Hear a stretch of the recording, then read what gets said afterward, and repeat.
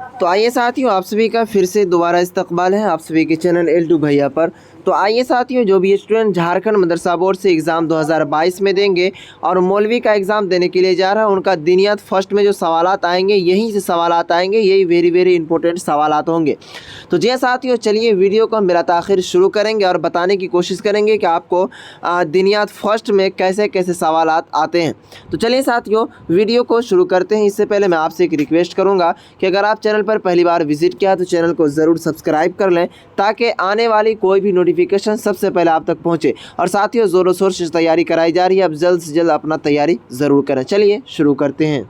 देखिए साथियों, सवालात जो पूछे जाते हैं, इससे बाहर आपके कोई भी सवालात नहीं आएंगे। सवालात जो पूछे जाते हैं, आपको ग्रुप वाइज, ग्रुप अलिफ और ग्रुप बा में सवालात पूछे जाते हैं दीनियात में। तो ग्रुप अलिफ में जो सवालात पूछे जाते हैं, फ़िक़ह शरह क़ाया से पूछे जाते हैं। किताबुस्सलाह यानी कि नमाज के बारे में पूछा जाता है। देखेंगे सवाल इस टाइप से आपको रहेंगे।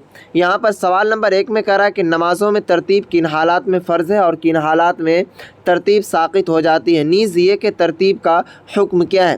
तो इसका जवाब में डायरेक्टली आपको इनका आंसर जो है ये लिखना है कि नमाज फ़र्ज़ होने के बाद से अगर कोई शख्स मुसलसल नमाज़ पढ़ता आ रहा हो, यानी बालिग होने के बाद किसी ने एक वक्त की नमाज भी क़ज़ा नहीं किया हो, तो उसे साहब तरतीब कहते हैं। तो साहब तरतीब आपको समझ में आ गया। कह रहा है कि इस सूरत में अगर साहब तरतीब की एक वक्त की नमाज क़ज़ा हो जाए, तो जब तक वह नमाज अदा ना होगी उसकी वक्ती नमाज नहीं होगी, क्योंकि साहब तरतीब के लिए तरतीब फ़र्ज़ है। आगे कह रहा है कि बाकी रहा सुकूत का मसला, तो वह तीन चीज़ें हैं जिनसे तरतीब साक़ित हो जाती है। नंबर 1 में वक्त का उस कदर तंग होना कि अगर क़ज़ा नमाज पढ़ेगा तो वक्ती नमाज भी क़ज़ा हो जाएगी, ऐसी हालत में वक्ती नमाज को क़ज़ा पर मुक़द्दम करेगा। नंबर 2 में कह रहा है कि निस्यान, यानी पहली नमाज जो उसके ज़िम्मे है बिल्कुल भूल जाए और वक्ती नमाज को पढ़ ले, तो उस सूरत में तरतीब साक़ित हो गई और पढ़ी हुई नमाज अदा हो गई। नंबर 3 जो है इसमें कह रहा है कि क़ज़ा नमाज़ों का 5 से ज़्यादा हो जाना, यानी क़ज़ा नमाज़ें 6 हो जाए या छठी नमाज का वक्त आ जाए तो भी तरतीब साक़ित हो जाती है। अब इनमें जो भी नमाज वह पढ़ेगा वह अदा हो जाएगी। ये क़ज़ा नमाज़ें ख़्वाह बहुत पुरानी हो या नई हो, 6 नमाज़ों से पहले औक़ात की नमाज़ें क़दमिया कहलाती हैं और 6 से कम वक्तों की नमाज़ें हदीसा कहलाती हैं, यानी नई नमाज़ें। तो यानी कि आपका ये सवाल जो 1 नंबर के सवालात थे, इतने बड़े आंसर है इसका, ये यहाँ तक हल हो गया। अब चलेंगे हम दूसरी सवाल के जानिब बढ़ते हैं। इसमें देखते हैं कि कैसे सवालात पूछे जाते हैं।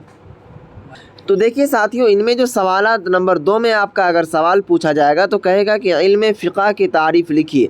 ये मुझे उम्मीद लग रहा है कि 80-90% में कह रहा हूँ कि ये सवाल आने के चांस हैं इस साल, कि इल्म फ़िक़ह की तारीफ़ लिखिए और उसकी गर्ज़ो बयान कीजिए, बयान करते हुए शरह क़ाया की खुसूसियात बयान कीजिए।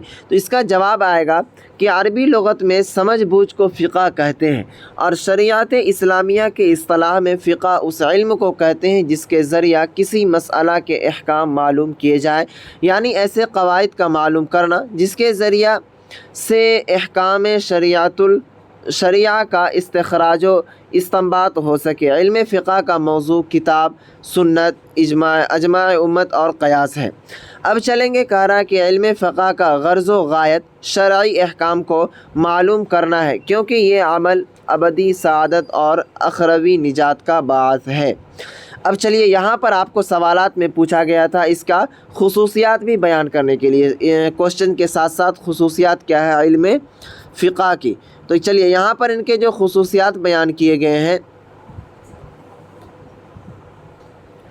डायरेक्टली इनके खुसूसियात में कह रहा है कि शरह क़ाया की खुसूसियात। शरह क़ाया के मुअल्लिफ़ अब्दुल्लाह ने वक़ाया के मुश्किल और दिक्कतें मसाइल को सहल अंदाज में हल करने का कामयाब कोशिश की है। फ़नी खूबियों के एतबार से भी शरह क़ाया बुलंद मकाम और फ़िक़ह की मयारी किताब है। यही वजह है कि हर दौर के हनफ़ी उलमा ने इस किताब को अपनी तवज्जो का मरकज़ बनाया है। हिंदू बैरून मुल्क नीज़ ममालिक इस्लामिया के लाखों मदारिस में ये किताब सदियों से पढ़ाई जा रही है और आज भी ये किताब तमाम मदारिस के ज़ेर निसाब है। इस किताब के शरोहात भी कसरत से लिखे गए हैं। फ़िक़ह हनफ़ी में کے بعد فقہ کی جو کتاب معتبر ترین اور قابل تقلید سمجھی جاتی ہے وہ صرف و شرح قایہ ہے۔ تو یہاں تک آپ کو یہ سوال نمبر 2 کے سوال حل ہوئے۔ اب چلیں گے ہم سوال نمبر 3 کے آگے بڑھتے ہیں۔ سوال نمبر 3 جو آپ کو اگر پوچھ دے گا کہ اگر کسی نماز کو رکعات کے تعداد میں شبہ ہو جائے کہ 3 رکعت پڑھی یا 4 رکعت، یعنی اگر آپ نماز پڑھ رہے ہیں اس میں آپ کو شک ہو گیا کہ ہم نے 2 رکعت نماز پڑھی یا 3 رکعت، یا 3 پڑھی یا 4 رکعت، تو ایسی حالت میں وہ نمازی کیا کرے؟ تو کہہ رہا ہے کہ اگر کوئی نمازی رکعت کی تعداد اور اس کی ادائیگی کے بارے میں شبہ میں پڑ جائے کہ اس کی پہلی رکعت ہے یا دوسری رکعت، تو اس صورت میں وہ نماز کو دہرا لے۔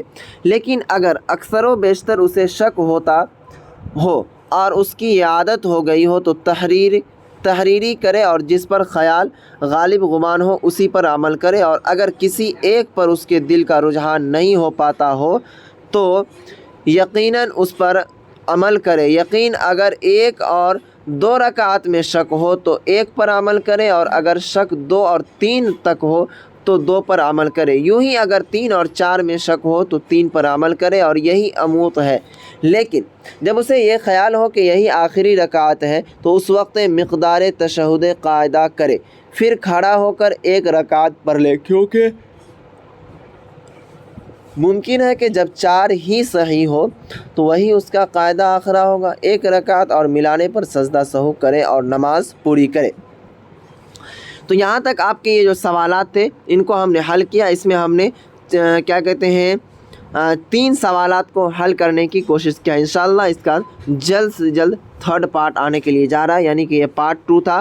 آپ کو پارٹ 3rd میں جو سوالات ملیں گے اس میں دیکھیے کیا ہے کوشچن آنسر۔ چلیے ساتھی، پھر ملیں گے نیکسٹ ویڈیو میں نیکسٹ ٹاپک کے ساتھ، تب تک اس چینل پر بنے رہیں۔